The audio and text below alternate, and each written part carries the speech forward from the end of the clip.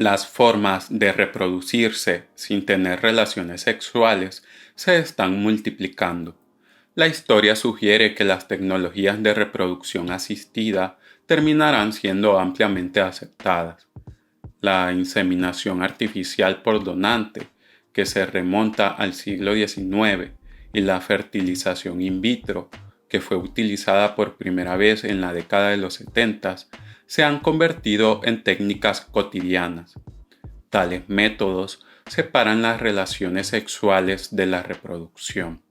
La mayoría de ellas traen la posibilidad de elegir qué embrión vivirá y cuál morirá, y desde su creación han sido fuente de controversia.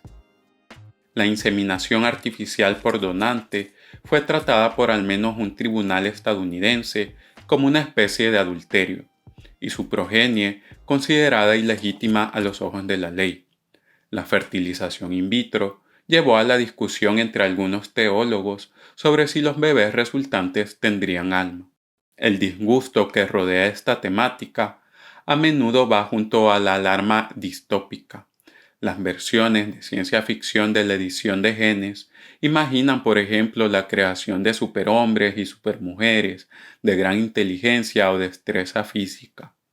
La película Gattaca ilustra un futuro donde la ingeniería genética propicia la desigualdad social.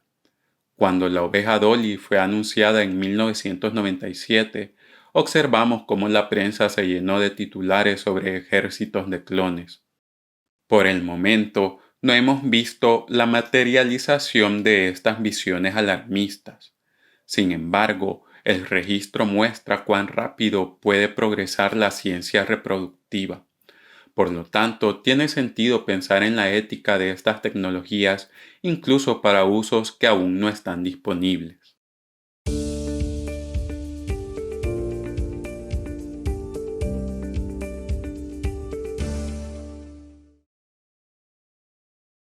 La edición genética ya se está aplicando en una variedad de dominios, incluida la salud humana, el mejoramiento de animales y plantas, aplicaciones ambientales y la investigación biomédica básica, con un uso mucho mayor de la edición de genes en cada uno de estos dominios en el futuro.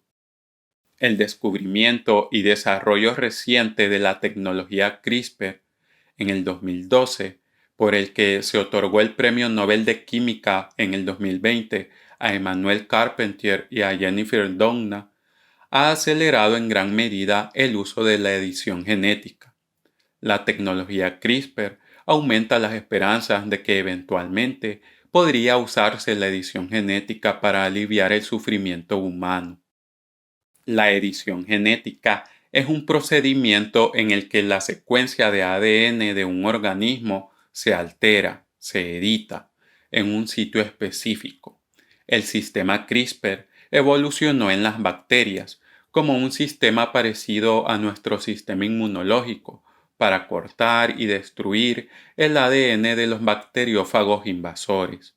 Los científicos han aislado esta secuencia de ADN bacteriano y la han juntado con enzimas, lo cual hace que la edición del genoma sea más fácil, más precisa, menos costosa y más útil en comparación a tecnologías anteriores. Existen diferentes usos de la edición genética. Una de las más controvertidas es la edición de genes heredables o de la línea germinal. Esta aplicación implicaría la edición del genoma de un óvulo fertilizado o embrión temprano, o células que se convertirán en células sexuales, con el objetivo de modificar cada célula en el niño resultante. Los descendientes de una persona que recibe la edición heredable también llevarán los genes editados, y pueden pasar varias generaciones antes de que se aclaren los impactos adversos de dicha edición, momento para el cual docenas de personas pueden verse afectadas. Demostrar que las modificaciones heredables en los embriones son seguras es un largo camino hacia el futuro, si es que es posible. Por el momento, ninguna jurisdicción aprueba la edición de genes heredables. En noviembre de 2018, un científico chino sorprendió al mundo al anunciar que había editado genéticamente al menos 2 embriones humanos, que resultaron en nacimientos vivos, en un intento de conferir resistencia ante el VIH. El nacimiento de un tercer niño editado genéticamente se confirmó más tarde. Estos casos de edición genética hereditable fueron condenados universalmente como poco éticos y en violación de numerosas directrices y normas nacionales e internacionales. Este científico perdió su trabajo y fue finalmente sentenciado a 3 años de cárcel por las autoridades chinas y ha sido puesto en libertad en el 2022. En el área de salud, al evaluar las repercusiones éticas de algún tipo de intervención, lo hacemos valorando 4 principios: el de beneficencia, el de no maleficencia, el de justicia y la autonomía. Por el momento parece no haber un consenso claro en ninguno de estos 4 principios respecto a la edición genética hereditable. Me parece peculiar lo referente a los derechos de las generaciones futuras.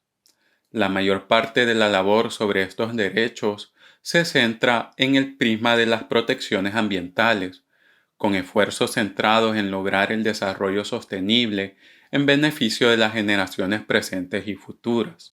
Sin embargo, hace poco se ha abierto la puerta a considerar las implicaciones intergeneracionales de la edición genética heredable. Así, hay posturas que señalan que el deseo de tener un hijo relacionado genéticamente no crea una obligación para la sociedad de desarrollar y ofrecer servicios de modificación genética para células germinales o embrionales. Sin embargo, también se sostiene que la edición genética heredable puede considerarse como una atención médicamente justificada cuando el niño puede nacer afectado por una enfermedad genética grave y no hay otras opciones reproductivas o terapéuticas.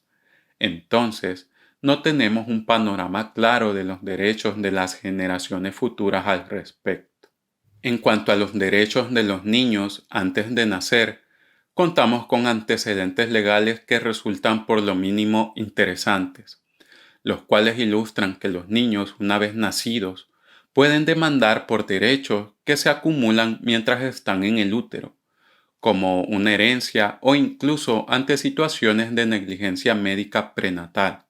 Tenemos el caso de Smith versus Brennan en 1960, donde la Corte Suprema de Nueva Jersey reconoció que la justicia requiere que se reconozca el principio de que un niño tiene el derecho legal a comenzar la vida con una mente y cuerpo sanos, y la compensación cuando existe un vínculo causal entre la negligencia o una acción injusta y el daño real experimentado por el niño una vez nacido. Mientras en 1976 la Ley de Discapacidades Congénitas en Reino Unido refutó explícitamente el derecho de un niño a demandar a su madre por presunta o real culpa materna prenatal. Del mismo modo, en Francia, llamó la atención el caso Perruche en el año 2000, en el que Nicolas Perruche, nacido en 1983, sordo, parcialmente ciego y con daño cerebral severo, tras un fallo en la detección de una enfermedad congénita que impidió la realización del aborto en su madre, se le reconoció el derecho al joven a reclamar daños y perjuicios por haber nacido, seguido de un caso similar de una demanda de un niño con síndrome de Down. Tras estos sucesos, el 1 de enero del 2002, por temor a un número creciente de demandas, los ginecólogos franceses se declararon en huelga y se negaron a realizar exámenes prenatales que, junto a la presión de la opinión pública, obligó al gobierno a anular las sentencias. Así, en las últimas décadas, han surgido numerosas demandas de parte de menores de edad, alegando que errores médicos durante el embarazo han impedido llevar a cabo un aborto, generando así una vida de sufrimiento en el nacido. Siempre que se trata de predecir el futuro, nos encontramos en una tarea que resulta en poco más que en excitación para la mente. La ciencia y la imaginación poseen la libertad de ir más allá de lo que se puede traducir en la práctica, permitiendo vislumbrar atisbos de futuros posibles, de los que debemos deliberar antes de que sean presentes. Entonces, ante las nuevas tecnologías, siempre nos enfrentamos a la incertidumbre. Con la ciencia nuclear hemos tenido diferentes tropiezos, pero tras su invención no hemos podido dejarla en el olvido. Actualmente los gobiernos europeos se debaten el mantenimiento de las centrales nucleares y a la vez se tienen grandes esperanzas en la fusión nuclear. Aparte, el entendimiento de las ciencias nucleares ha venido acompañado de beneficios en los ámbitos médicos. Las tecnologías de edición genética no se podrán desinventar, pero queda por delante dilucidar qué aplicaciones terminarán siendo adoptadas y si los procesos que las aclaren vendrán dados por el consenso público o tras experimentar sus beneficios o desatinos. Entonces nos vemos en una posición donde debemos valorar qué es un simple miedo a las nuevas tecnologías y qué puede ser un verdadero problema ético. La fertilización in vitro lleva algunas décadas entre nosotros, pero no es accesible para toda la población y tampoco vemos filas en las clínicas de fertilidad para tener embarazos planeados o llenas de futuros padres con la intención de evitar problemas de salud en sus futuros hijos. Sin embargo, la discusión sobre este tipo de procedimientos parece haber llegado al consenso de que para las parejas con dificultades para tener hijos y que dan prioridad a los lazos genéticos, es una opción apropiada. Entonces, mientras la ciencia continúa avanzando para llegar a implicaciones prácticas de la edición genética heredable, el público general y la comunidad científica deben participar en discusiones significativas sobre la búsqueda y el potencial de estas poderosas herramientas reproductivas antes de que estén en los consultorios médicos. Dado los problemas actuales no resueltos sobre la seguridad y la ética de la edición del genoma heredable, existe un fuerte consenso hoy en día de que dicha edición no debe intentarse en este momento. Sin embargo, donde hay un desacuerdo genuino es si la edición genética heredable debe prohibirse para siempre, sobre la cual se ha expresado una variedad de posiciones. Algunos científicos y naciones buscan prohibir permanentemente la edición de genes heredables humanos, afirmando que incluso si los problemas de seguridad se pueden superar de alguna manera, tal modificación del acervo genético humano es inherentemente poco ética. Otros reclaman que al desarrollar estas tecnologías, lo poco ético fuera condenar a las generaciones futuras a vivir enfermedades prevenibles. Deja tu comentario, me gustaría leer tus opiniones sobre este tema y ver en comunidad las ideas de los demás. Si te ha gustado esta información, sígueme para no perderte de mis publicaciones. Si quieres información más detallada, te dejo el enlace en la descripción. Estoy agradecido de poder contribuir a que la información en salud sea de libre acceso en Internet.